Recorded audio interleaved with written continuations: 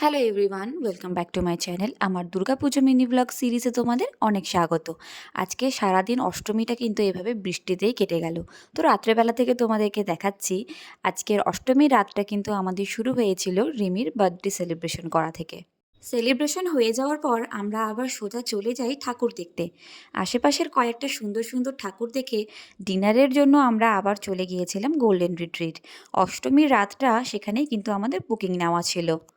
ওখানে পৌঁছে দেখি এলাহি ব্যাপার-স্যাপার। মকটেল থেকে শুরু করে বিভিন্ন ধরনের স্টার্টার, মেইন কোর্স সব কিন্তু একদম বুফে সিস্টেমে রাখা ছিল।